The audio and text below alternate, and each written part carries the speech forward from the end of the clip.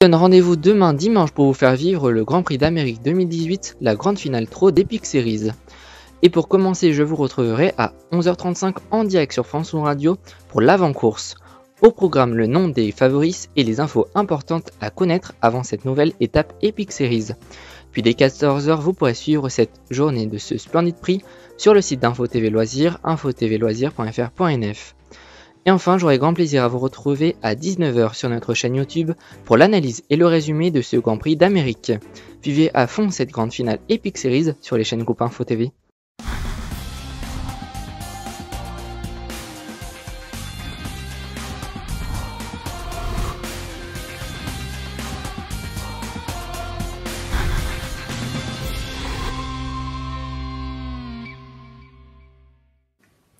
Bonjour à tous, soyez les bienvenus dans cette info mag. Aujourd'hui, il sera consacré à l'écologie et nous allons tout de suite regarder ce reportage de Romain Lucas qui vous explique les conséquences du réchauffement climatique.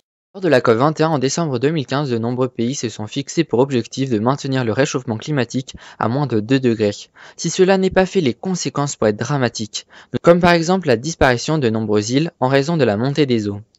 Autre conséquence de la montée du niveau des océans, de nombreuses grandes villes construites sous le niveau de la mer pourraient être envahies par les eaux. C'est notamment le cas de Miami, New York, Tokyo, Singapour, Amsterdam ou encore Rotterdam. Numéro 3, la hausse des grandes chaleurs. En effet, les prévisionnistes prévoient des records de température dans le futur et la multiplication des épisodes caniculaires. Le réchauffement climatique pourrait avoir aussi un impact sanitaire en accroissant l'indice des maladies sous l'effet des vagues de chaleur et des inondations. De plus, des chercheurs américains ont établi qu'une espèce animale sur 6 pourrait disparaître si le rythme actuel des émissions de gaz à effet de serre se poursuit. Enfin, la Banque mondiale estime que plus de 100 millions de personnes pourraient basculer dans l'extrême pauvreté si les objectifs de réduction des gaz à effet de serre ne sont pas tenus, en raison par exemple des mauvaises récoltes ou de l'achèvement des terres.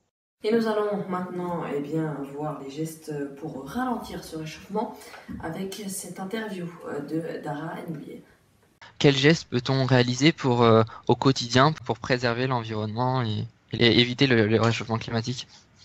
Alors là, il y en a plein et qu'on peut mettre en place très facilement. Donc des choses dont on entend souvent parler, mais par exemple le tri des déchets qui permet d'avoir moins de déchets, puis surtout, si on veut aller encore plus loin, de réduire ces déchets. On a dans les magasins, on a des choses qui sont emballées par un plastique, un carton, un autre plastique autour. Voilà, donc si on peut acheter en vrac, ça produit moins de déchets, puis des déchets qu'on brûle derrière, parce qu'il faut savoir que les déchets, il y en a une grande partie qui sont brûlés derrière, donc forcément ça crée des gaz à effet de serre. Puis en plus, ça nous évite de sortir la poubelle tous les jours, donc c'est plutôt pratique. Après, au niveau des énergies, aussi réduire sa consommation d'énergie, donc l'électricité principalement, mais aussi les transports. Donc préférer prendre le vélo ou la marche à pied plutôt que sa voiture tout seul ou à la limite faire du covoiturage. Donc des petits gestes comme ça. Aussi préférer acheter des aliments locaux qui n'auront pas fait 3 fois le tour du monde plutôt que des ingrédients dont on ne sait pas d'où ils viennent. Enfin, voilà, il y a plein de petites choses, donc on ne pourra pas parler de tout, mais vous pourrez retrouver notamment sur notre site internet plein de choses à faire et qu'on peut facilement mettre en place dans sa vie de tous les jours. C'est la fin de cette info mag. Merci à tous de l'avoir suivi et à très vite sur Info TV.